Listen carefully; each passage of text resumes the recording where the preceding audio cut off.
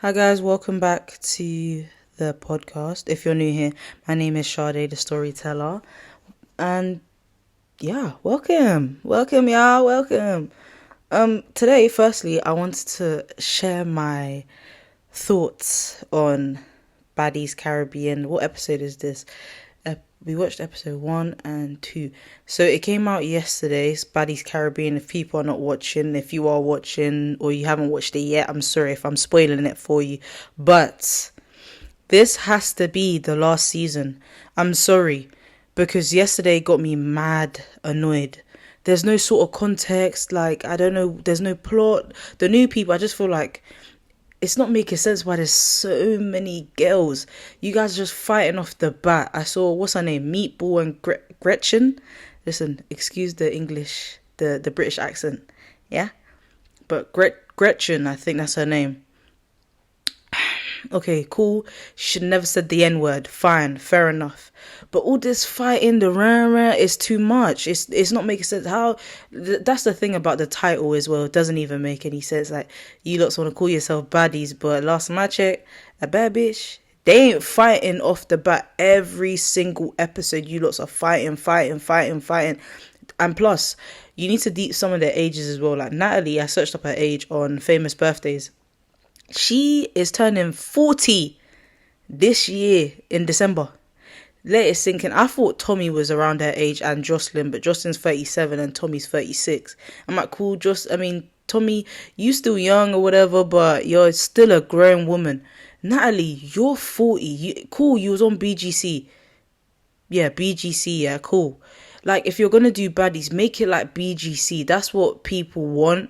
And that's how we thought it was going to be. I get it, they say in the house, but like, it's not making any sense. Even after that as well, I was noticing like the clips, I don't know, every time when I hit that Zana, I see things in a different perspective. Like, I was watching, I'm like, I don't know if the editor was sleeping or whatever, but the way you edited this, I don't like it. Like, the footage is too long. We're on the same scene. The episodes are what, an hour long, maybe less. We're on the same scene and you guys have not changed it yet. I mean, it's not bad as okay, Natalie's people, they know how to edit, but it just, like, even the interaction is just like, even I don't know what country she's from, she's got a little accent to it. Kind of sounds like a Trini accent to me a little bit, but I was like, hold on, you jumping in now, you fighting people, and what's all this about? It just needs to stop. I just feel like this is a poor representation of black women. And there's white women or mixed women on there. It's a poor representation of women. Like, you guys are dragging us back. I'm still going to watch it. But we need to cut down on the fight. And like, oh, come on, let's go. My turn, let's go. My turn. Like, it's too much. I just thought to share it. Like, Badders wasn't out, so you already know I ain't making a comment. I thought, I like watching Real Housewives of New Jersey. That's the only like housewife show I really, really like. From when Joe Judice was on it and they'll beefing her brother, Joe Gulga.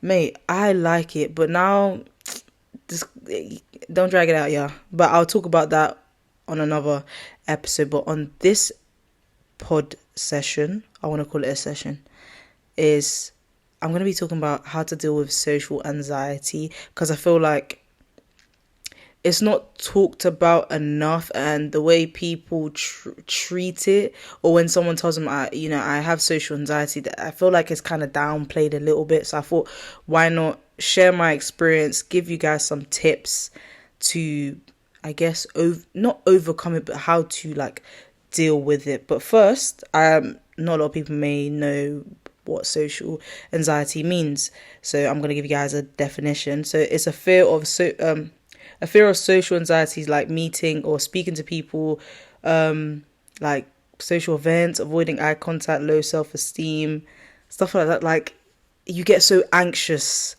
in social settings. DJ, I can relate because this is something that I'm dealing with now. Like, I get so anxious. Even when I'm there, I start to overthink. I'm like, okay, this person is thinking this about me. This person thinks I'm being too loud. Because I guess now when I look at it, I'm like, what if it's like trauma type of thing? Because I was always made fun of because I'm too loud. I'm a loud girl. Now it's like, oh no, now I don't want to be in social settings because I may represent myself or my in a way that people will laugh at me, or like I'm gonna embarrass my friends. Like I overthink so bad. Like that's why I'm always like, I need to hit that Zara, so I'm so mellow. Even that, sometimes I don't like to be too drunk because I get like I overthink and I get too anxious, if that makes sense. Um yeah, like I just thought to share my little experience. To be fair, I'm still dealing with it. I am making effort with going out, with when friends ask me if they want to go out, I'll go out and stuff. Like I'm trying my best to meet new people, because I feel like having social anxiety can really hinder you moving forward. Like imagine if you're so socially anxious, you won't be able to leave your house. One, you won't be able to even go to, like, imagine getting a job. You have to go through the interview stages and stuff like that. How are you going to go to the interview stage if you're so anxious? Like you cannot socialize with people because you're so scared, and I feel like I would never want it to get to that point. So I'm trying to teach myself, like, Sharon, breathe, try to focus on the moment, try to like live in the moment and not think, oh, like don't think straight away like, oh, this person is gonna da da da da about me, or they're gonna talk about me, or they're gonna laugh at me. Just go there, assess the situation, make yourself comfortable, maybe have a little small sip of drink, smoke that out if you feel like that's your way of calming yourself down. Also, it's down to who I go with.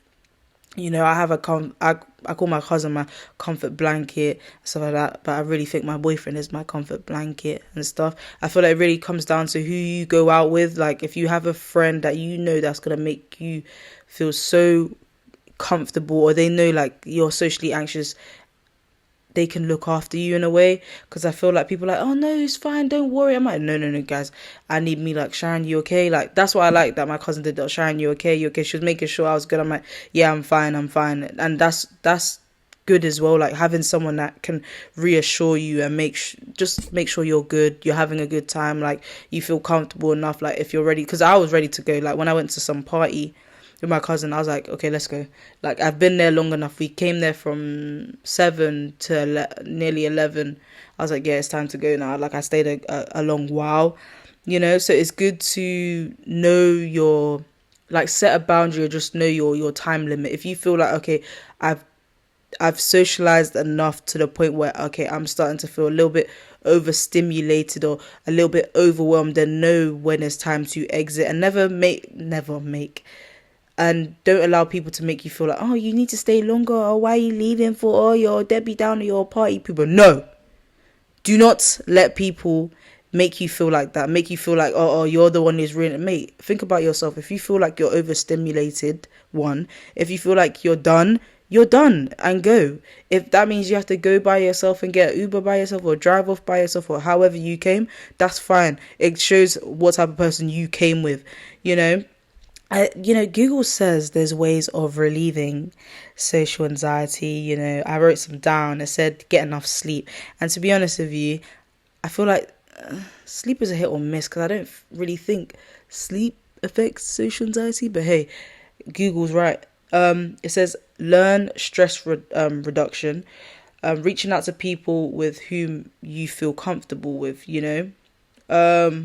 yeah, there are triggers like what can cause social anxiety. It says here negative experience like teasing, bullying, humiliation, trauma, abuse. If left untreated, it can affect you long term. So, say like take medication to help. But I think, me personally, I feel like this is not me making a dig at anyone that does need to take some sort of medication to suppress these type of emotions or feelings. But I feel like taking medication, me personally, I just wouldn't take medication, because then you start to become dependent, and it becomes like your drug. Like you're so enticed by it, you're so like, it's your, like you're so whipped, you're so tethered to it, like you need it to be, I guess, to feel quote unquote normal or socially accepted. And me personally, I just feel like,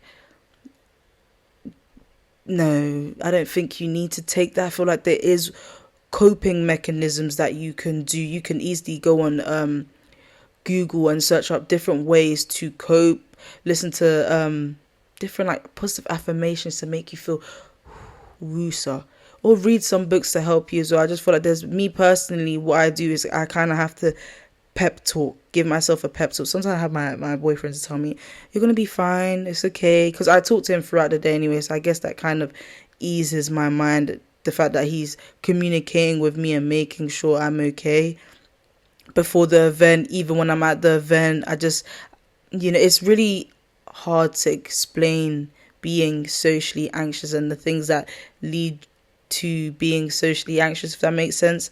And I feel like in society, a lot of people need to understand that not a lot of people are comfortable with being around crowded spaces, So, yeah. And it does say here also, it says to shift your focus on others, do your best to engage with them instead of focusing on what they are thinking of you, which I think is really good as well. Like, just go there with a sense of, you know what, I'm here to have fun, okay? I'm here to have fun. I'm here to live my life because YOLO, you only live once, right? Don't think of, oh, this person, because think of it like this. When you go to parties, some of these people you are never gonna see again unless they're like bait. Then it's like, okay, I saw them, whatever. Some of these people you're never gonna see again. Think of it like you're walking down the street. The people that your eye meets, you're not gonna see them again. So kind of have that mindset like, okay, I'm going to be me. I'm going to live my life a little, turn up, drink, but obviously moderation, and just have fun and not think of this. Because I feel like when you let things get to you, it really does hinder you. And it just, I guess it's not, I just see it as not fair. Like, why am I letting these comments get to me? Why am I letting these people's opinions get to me when I could be living my best life? And also you're being your authentic self. So what? Because me, I just see it as like, sorry if I'm like all over the place, just see it as you jealous or you're just nitpicking at me because you're insecure about something about yourself. Just see it like that. Like, always be your authentic self. Not a lot of people are going to like it, and that's the thing about society. Not everything everyone's going to like. There's only certain things that people will like, and there's only, people, not everyone's going to like you. You kind of have to keep that in your head. Okay, if that person don't like me, just kind of have it like, I don't care. If you don't like me, you don't pay my bills, you fucking my man. You ain't touching him. Like, you're not, please move. Like, if you don't like me, I don't care. Whatever. If you want to judge me, that's fine. Let them judge them, because God will deal with them accordingly. And that's okay. If they want to judge, there's something about themselves they don't like. So kind of keep that mentality, and just focus on the present moment. Focus on having fun in the moment, making sure you feel comfortable, and just, vibe. Because you want to look back at this and be like, look back at yourself having social anxiety and then overcoming it and be like, you know what, it wasn't so bad. I just needed to just be myself and just be comfortable and just be in an environment that accepts me for who I am, So I feel like, social anxiety is a hit or miss depending on how you deal with it and what type of help you get to overcome it. But I really do feel like you just need to just breathe. Take time as well. There's no pressure. Do not let no one pressure you to do things you're not ready for. So when you feel like you are ready, then do it. Just breathe. Take time, one step at a time. So if you feel like social events are not for you, start off slow. Like, okay, you know what? I'm going to explore it, even if it's like a Starbucks. I'm going to sit in Starbucks and do some work. Cool, you've done that. Now it's like, okay, let's go in London and sit in another cafe that's a little bit more busier and try do some work. Do you get it? So the more people in the shop and you feel like, this is not so bad. So kind of have that mindset. Okay, there's one person in the shop. You go to another one. There's 2, 3, 4, 5, 6, 7, 8 until the shop is a little bit busy due to, let's say, it's summertime. It's busy. It's like, I can stand here because I'm so used to being in this shop. Yeah, that's even a good analogy as well. Stick to that. Say first, Starbucks is packed in the summers. Like, I'm so used to seeing people come in and now. Like, it's not even bothering me. It's not even affecting me. Like, once you've overcome that, then you can try, little markets. Try a market, if you feel like, this ain't bad. This ain't bad. Like, little step at a time instead of jumping in the shark's tank and you're just there like, too anxious. And I don't think that's fair that you should do that to yourself. And I don't think it's fair that people push, like, someone can push you to be in an environment where you don't feel yourself. I don't think that's fair, and you shouldn't have people like that around you. So kind of take that analogy to help yourself, because I feel like just keep swimming. Think of yourself like Dory. She kept swimming until she found her parents. I think that was in Dory. Should be. Don't quote me, don't quote me, don't quote me. But yeah, just keep swimming, keep swimming, keep swimming, because who says this is going to be you forever? This is not going to be you unless you change your mindset and be the person that you want to be. Of course, this is not a overnight thing. This is a process. So a walk of life. Take your time, walk until you get to the finish line. And it's never going to be easy. So I don't want you to think this is going to be an easy thing when in reality it's not. So yeah, just take your time, breathe in, breathe out, positive affirmations, and be like, yes, I can do it. I'm worthy. I'm capable of being the best version of myself. Yes, I can overcome this social anxiety. Even if you have to pray about it, girl, pray about it. Because one thing about God, he will listen and he will deliver. So yeah, I hope you guys enjoyed this episode. I hope it was to your liking. You understood, chair, you got it, whatever. Yeah, I hope you guys enjoyed this one, and I'll see you in the next one.